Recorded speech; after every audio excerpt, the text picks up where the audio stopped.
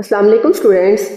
Okay students, 9th class के biology का chapter number 4 that is cells and tissues उसको discuss कर रहे थे। प्रीवियस वीडियो में हमने कंपाउंड टिश्यूज को कंप्लीट कर लिया। प्रीवियस वीडियो में हमारा 9th का चैप्टर कंप्लीट हो गया। आज की वीडियो में हम इसकी एक्सरसाइज स्टार्ट करेंगे। अगर आपने प्रीवियस वीडियो नहीं देखी तो उस वीडियो का लिंक मैं ऊपर आई के बटन पे शो कर रही हूँ, अब वहां पे जाकर इस वीडियो को देख सकते हैं। ओके, आज का अगर हम टॉपिक स्टार्ट करें तो आज हम देखेंगे इसके एमसीक्यूज। ठीक है, एमसीक्यूज बहुत इंपॉर्टेंट है। अगर आपने पूरा चैप्टर अच्छे से पढ़ लिया है तो आपके लिए एमसीक्यूज को सॉल्व करना जरा भी मुश्किल नहीं है।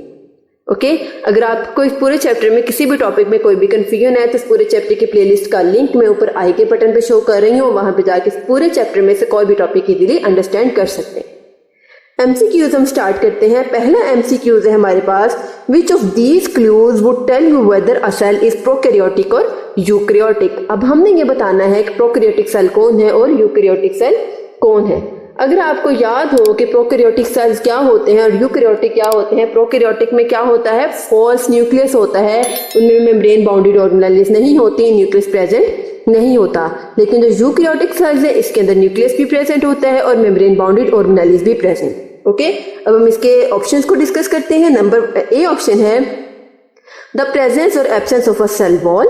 बी ऑप्शन है वेदर और not the cell is partitioned by internal membranes. C option है द प्रेजेंस और absence of ribosomes and D option है वेदर और नॉट सेल कंटेन्स डीएनए। तो इसका हमारे पास बी ऑप्शन करेक्ट है कि इसमें क्या होता है कि अगर हम देखेंगे अगर सेल में इंटरनल मेम्ब्रेन प्रेजेंट है, मेम्ब्रेन बाउंडेड ऑर्गेनेल्स प्रेजेंट है, तो उसकी बेस में उसको डिफरेंशिएट करें।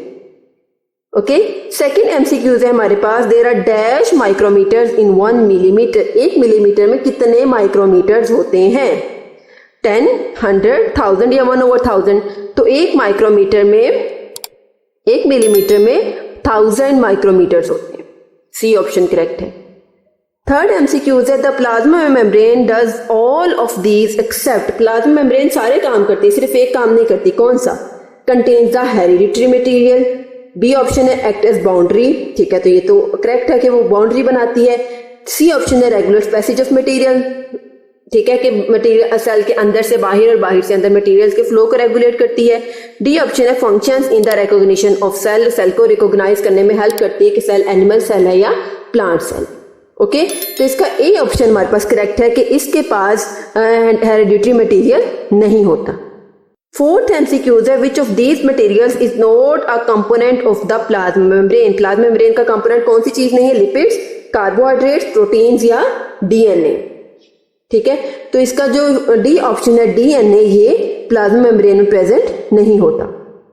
फिफ्थ ऑप्शन है हमारे पास, cell walls are found in these organisms except for. ठीक है, सेल वॉल्स किस में प्रेजेंट होती है? प्लांट्स में प्रेजेंट होती है, ऑब्वियसली प्रेजेंट होती है। एनिमल्स में प्रेजेंट नहीं होती, बैक्टीरिया में भी होती है और फंजाई में भी होती है, जिसका बी ऑप्शन करेक्ट है।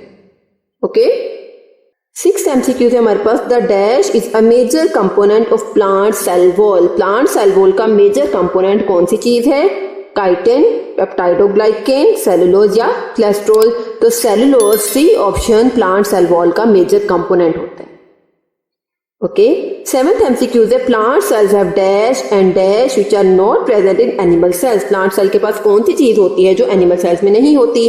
तो हम क्या देखते हैं, प्लांट सेल में माइटोकॉन्ड्रिया भी होता है, क्लोरोप्लास्ट भी होता है, लेकिन क्लोरोप्लास्ट एनिमल्स में भी होता है। प्लांट सेल में सेल मेम्ब्रेन भी होती है, सेल वॉल्स भी होती हैं, लेकिन सेल मेम्ब्रेन एनिमल्स में भी होती है। ठीक है, प्लांट सेल में क्लोरोप्लास्ट भी होता है, न्यूक्लियस भी होता है, न्यूक्लियस सेल जो है वो एनिमल सेल में भी होता है, लेकिन क्लोरोप्लास्ट नहीं होता। डी ऑप्शन है क्लोरोप्लास्ट और सेल वॉल।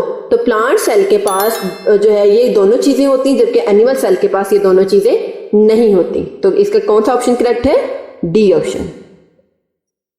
एट्थ एमसीक्यूज है हमारे पास, the dash is the membrane enclosed structure in eukaryotic cells that contains the DNA of the cell.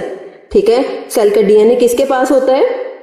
A option है हमारे पास माइटोकॉन्ड्रिया, बी ऑप्शन है क्लोरोप्लास्ट, सी ऑप्शन है nucleus और डी ऑप्शन है हमारे पास न्यूक्लियोलस और डी ऑप्शन है न्यूक्लियस। तो जो भी हेरिडिटरी मटेरियल डीएनए होता है सेल का, वो सारा का सारा न्यूक्लियस में होता है, जो कि हमारा डी ऑप्शन है। नाइन्थ एमसीक्यूज है, ribosomes are constructed in the dash. Ribosomes कहाँ पे बनते हैं? एंडोप्लाज्मिक रेटिकुलम में, न्यूक्लियोइड में, न्यूक्लियोलस में या न्यूक्लियर पोर में। तो राइबोसोम्स जो है वो न्यूक्लियोलस के अंदर बनते हैं, जिसका कौन सा ऑप्शन है? C option. 10th MCQ, the rough endoplasmic reticulum is the area in a cell where dash are synthesized. rough endoplasmic reticulum पे क्या चीज बनती है? पॉलीसेक्राइड्स, प्रोटीन्स, लिपिड्स या डीएनए. तो रफ एंडोप्लाज्मिक रेटिकुलम पे क्या बनता है? प्रोटीन्स बनती है. 11th है हमारे पास, smooth endoplasmic reticulum is the area in a cell where dash are synthesized. Smooth endoplasmic पे कौन सी चीज बन रही है? पॉलीसेक्राइड्स, प्रोटीन्स, लिपिड्स या डीएनए. तो इसका C option, that is lipids. 12th MCQ है the mitochondrion functions in. Mitochondria का क्या फंक्शन है? लिपिड स्टोरेज करता है, प्रोटीन सिंथेसिस करता है, फोटोसिंथेसिस करता है या सेलुलर रेस्पिरेशन करता है. तो ये माइटोकॉन्ड्रिया का क्या फंक्शन है, क्या काम है इसका? ये सेलुलर रेस्पिरेशन करता है. 13th MCQ है the thin extensions of the inner mitochondrial membrane are known as. Mitochondrial membrane के अंदर जो थिन एक्सटेंशंस होती हैं उनको क्या कहते हैं? क्रिस्टी, मैट्रिक्स, थाइलाकॉइड्स या स्ट्रोमा. तो इसको क्या कहते हैं? A option, that is Christie.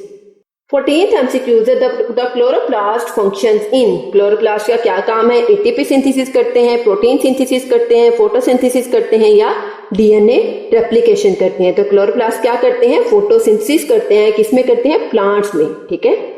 15th MCQ है हमारे पास, which of the cellular organelles have their own DNA. किसके पास अपना डीएनए होता है? क्लोरोप्लास्ट के पास, न्यूक्लियस के पास, माइटोकॉन्ड्रिया के पास या ऑल ऑफ दीज. तो इन सब के पास अपना अपना डीएनए होता है, अपना अपना हेरिडिटरी मटेरियल होता है जो कि अपने अपने फंक्शन को परफॉर्म करते हैं. ओके स्टूडेंट्स, तो ये था हमारे एमसीक्यूज. हमने इसके एमसीक्यूज कंप्लीट कर लिए. आगे इसके हैं शॉर्ट क्वेश्चंस हैं, कुछ टर्म्स टू नो है, कुछ लॉन्ग क्वेश्चंस हैं. आपने अगर ये पूरा चैप्टर अच्छे से देख लिया तो आपके लिए इन क्वेश्चंस को सॉल्व करना जरा भी मुश्किल काम नहीं है. फिर भी अगर आपको इन क्वेश्चंस में कोई भी कंफ्यूजन हो या किसी भी क्वेश्चन की समझ ना आ रही हो तो आप कमेंट सेक्शन में जरूर पूछिएगा, जरूर कहिएगा. तो मैं इसके एक सेपरेट वीडियो बना के वो भी अपलोड कर दूँ. ओके स्टूडेंट्स, तो ये था हमारा आज का टॉपिक. आज की वीडियो में हमने इसके एमसीक्यूज को डिटेल से पढ़ा. आई होप आपको ये वीडियो अच्छे से समझ आ गई होगी. अगर आपको मेरी वीडियो अच्छे लगे तो मेरे चैनल को लाइक करें, सब्सक्राइब करें, साथ ही बेल आइकन के बटन को प्रेस करें. इससे आपको मेरी हर वीडियो का नोटिफिकेशन सबसे पहले देखने को मिलेगा. ओके स्टूडेंट्स, अल्लाह हाफिज.